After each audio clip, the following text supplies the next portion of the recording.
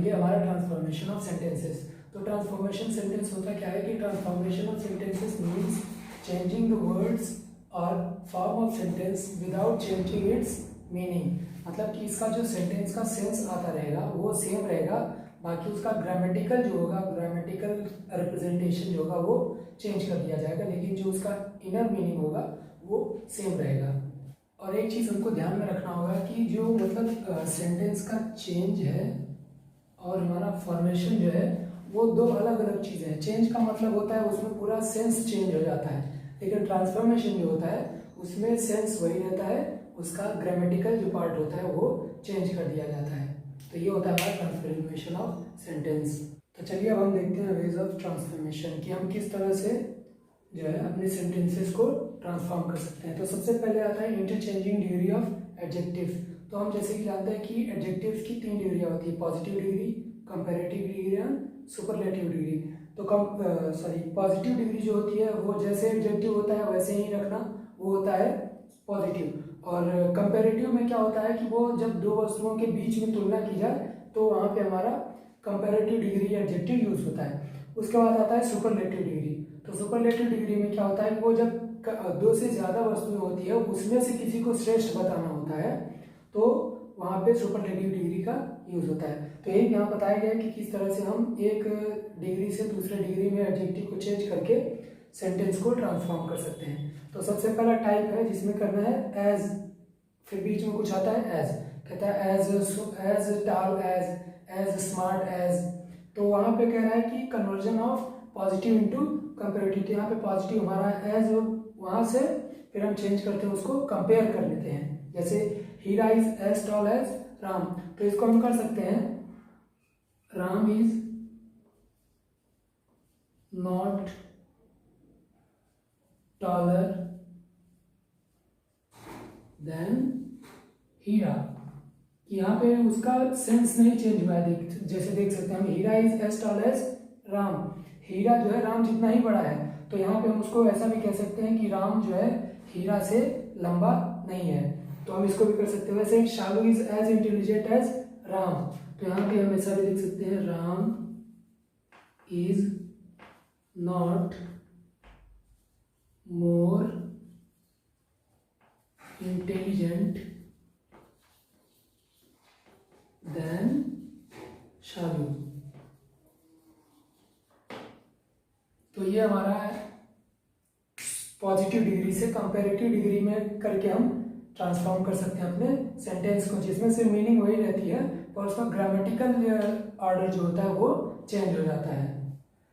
और एक चीज़ और है कि जब इस तरह के सेंटेंसेस आते हैं तो जब उनको ट्रांसफॉर्म किया जाता है तो उनका मतलब वो अफर्मेटिव से नेगेटिव में बदल जाते हैं। तो हमको एक चीज़ और ध्यान देना है कि जो पहले वाक्य में ऑब्जेक्ट था वो सब्जेक्ट की जगह आ जाएगा, और जो पहले सब्जेक्ट की जगह था वो ऑब्जेक्ट की जगह चला जाएगा।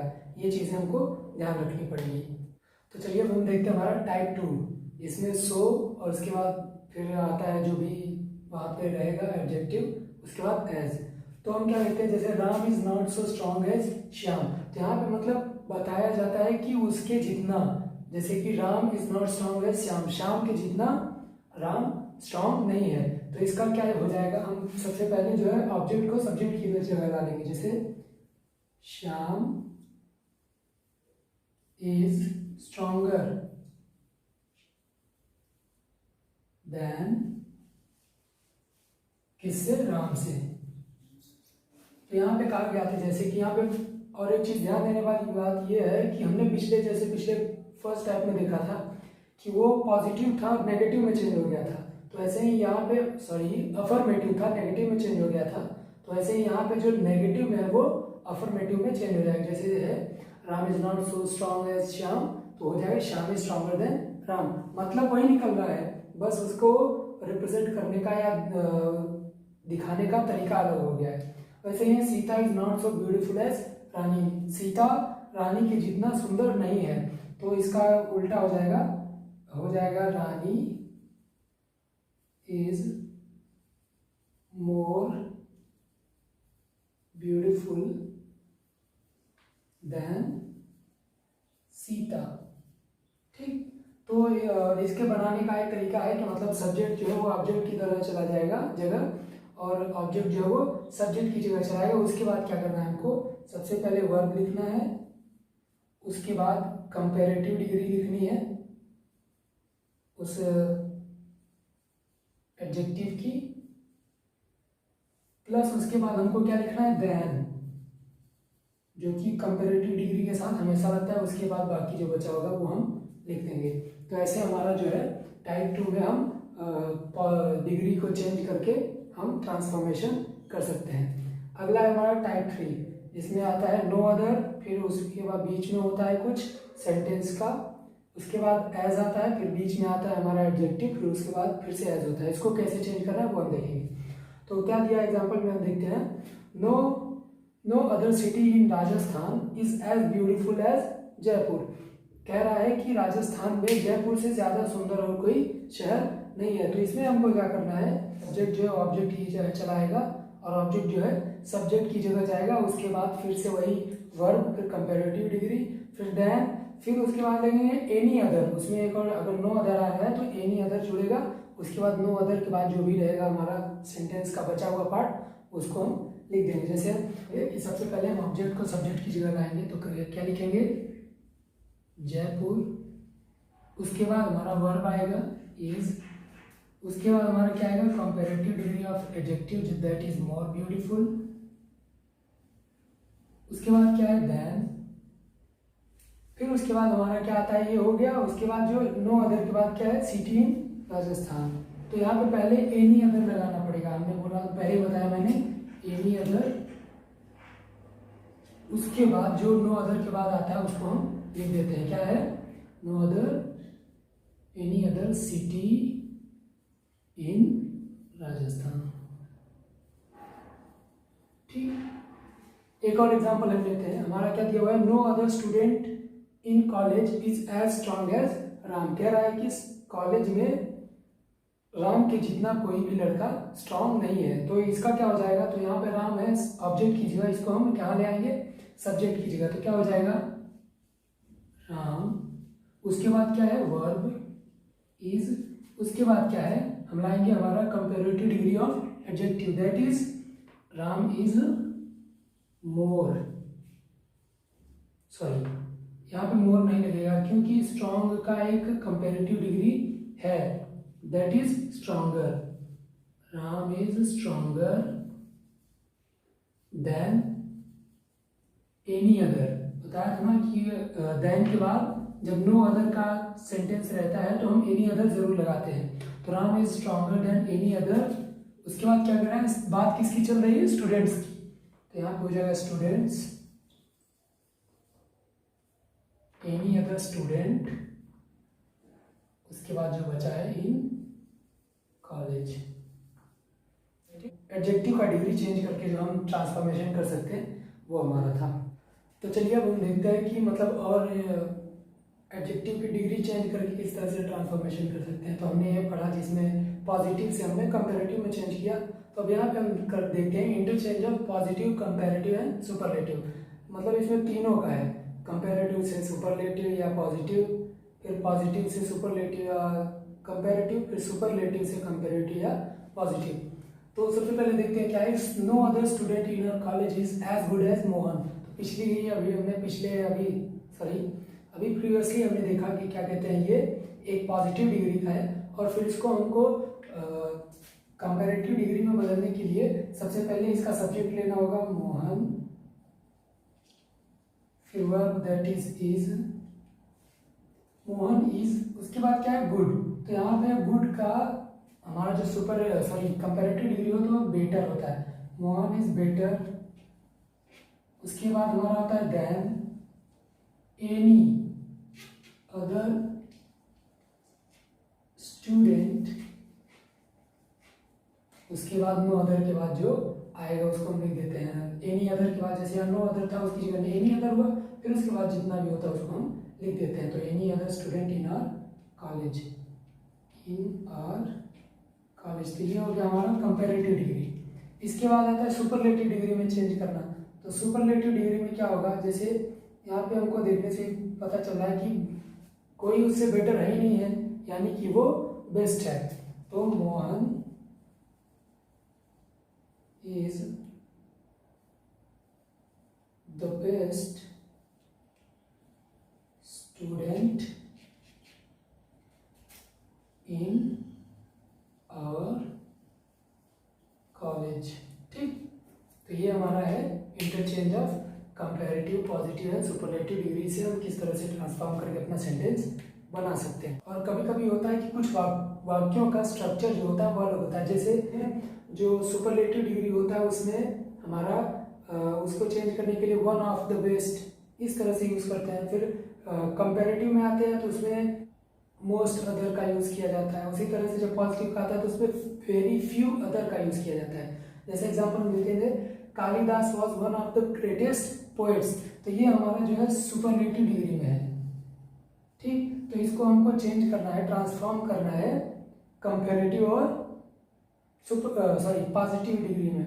तो चलिए हम कंपैरेटिव में कंपैरेटिव में करते हैं। तो कंपैरेटिव में क्या है, सबसे पहले सब्जेक्ट वर्ब, कंपैरेटिव डिग्री आएगी एडजेक्टिव का, उसके बाद देन, फिर मोस्ट अदर, फिर ऑब्जेक्ट। तो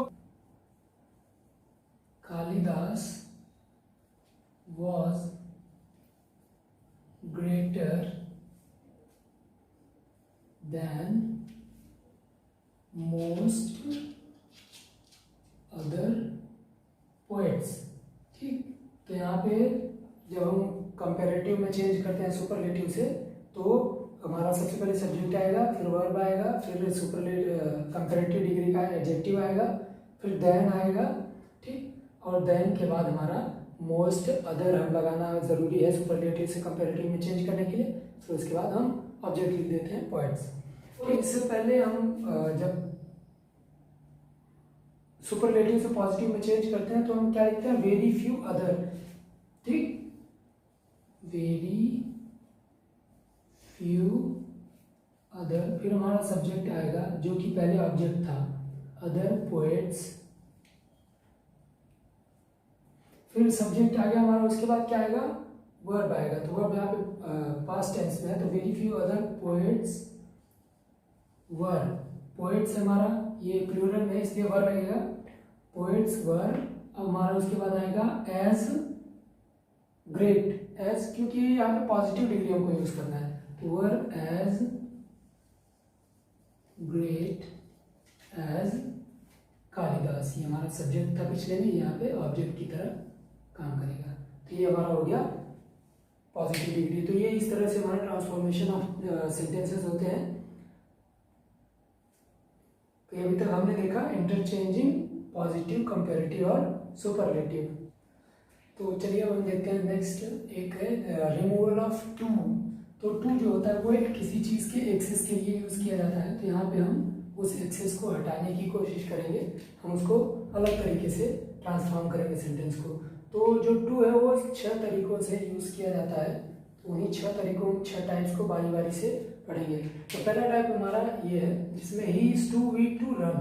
तो यहाँ पे जो है जब टू के साथ आता है तो क्या होता है कि हम जो टू मतलब इस टू के साथ अगर ये टू आता है तो इस टू की जगह हम सो लिखते हैं, और फिर इस टू के बाद हम दैट, फिर सब्जेक्ट और कैन नॉट लगा के फिर से उसके बाद सब्जेक्ट लिख दिया जाता है। जैसे he is too weak to run, तो इसका हो जाएगा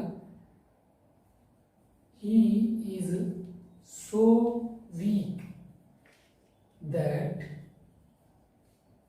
ही कैन नॉट रन। तो यहाँ पे हमने देखा कि क्या कहते हैं, सब्जेक्ट था हमारा, तो यहाँ पे टू की जगह हमने सो यूज कर लिया, ही इज सो वीक। और यहाँ पे टू रन था तो हमने टू की जगह फिर दैट, फिर सब्जेक्ट, फिर हमारा जो वर्ब थी वो मतलब जो भी कैन नॉट, मैंने कहा ना कैन नॉट लगाएंगे, फिर उसके बाद लास्ट में वर्ब लिख देंगे। ठीक, तो ये हो गया he is too weak to run, he is so weak that he can not run. Next type sentence हमारा the weather is too cold to go out at this time. तो इसमें क्या है, हमारा जो सब्जेक्ट है वो डिटरमाइन नहीं है। तो इसमें क्या होता है कि हम यूज करते हैं फिर वन सब्जेक्ट का यूज कर लेते हैं ताकि उसको हम आगे ठीक से कर सके। तो क्या हो जाएगा, द वेदर इज, टू की जगह सो लगा देंगे, सो हॉट। फिर उसके बाद हमारा जो है टू गो है तो उसको हम टू की जगह क्या लिख देंगे, हम दैट। फिर क्या लगाएंगे, वन सब्जेक्ट लगाएंगे, क्योंकि आप सब्जेक्ट दिया हुआ नहीं, ऑब्जेक्ट जो हमारा होगा जो सब्जेक्ट बनता दैट वन। फिर उसके बाद है कैन नॉट, उसके बाद हमारा verb go, can not go out at this time, बाकी जो बचा हुआ उसको हम लिख देंगे आउट एट दिस टाइम। तो यहाँ पे भी हम देखेंगे कि हमारा सेंटेंस का जो ग्रामर पार्ट था वो चेंज हो गया है, हमने उसको बदल दिया है, लेकिन सेंस जो निकल रहा है कि वो मतलब यहाँ था तो वेदर जो है बहुत ही ठंडा है कि कोई इस टाइम बाहर नहीं जा सकता, यहाँ पे भी उसका मतलब वही निकल रहा है, लेकिन जो ग्रामेटिकल ऑर्डर ऑफ सेंटेंस है वो अलग है। ठीक, नेक्स्ट टाइप है ही is too lazy for a sportsman. तो इसमें भी हमारा टू की जगह सो लगाएंगे और फॉर की जगह हम चेंज करेंगे इसको दैट, फिर सब्जेक्ट, फिर वर्ब, सॉरी कैन नॉट, उसके बाद जो भी आएगा देखते हैं। जैसे he is too lazy for a sportsman, तो इसका क्या होगा, ही इज सो लेजी दैट, उसके बाद हमारा आएगा सब्जेक्ट दैट ही, उसके बाद कैन नॉट, उसके बाद B, he is so lazy that he can not be a sportsman. ठीक, तो ये जो हमारा अगला टाइप है कि the milk is too hot, यानी कि उसको जितना गर्म होना चाहिए उससे ज्यादा हॉट है, तो यहाँ पे हम कंपैरेटिव डिग्री यूज करते हैं हमारे एडजेक्टिव का। जैसे the milk is too hot, तो यहाँ पे होगा द मिल्क इज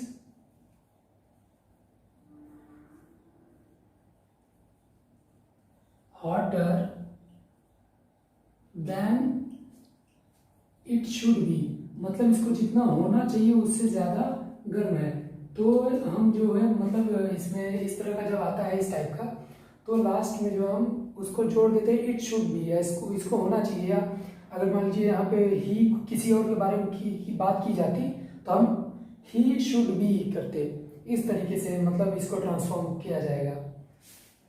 तो अगला जो हमारा he is too strong for me, इस तरह के अगर सेंटेंस आते हैं तो उसमें टू की जगह हमारा सो हो जाएगा, और फॉर की जगह पे हम सेंटेंस के क्या कहना चाहते हैं उसके सेंस के अनुसार दैट इट या इट कैन नॉट बी या आई कैन नॉट का यूज करते हैं। जैसे यहाँ पे he is too strong for me, तो यहाँ पे हो जाएगा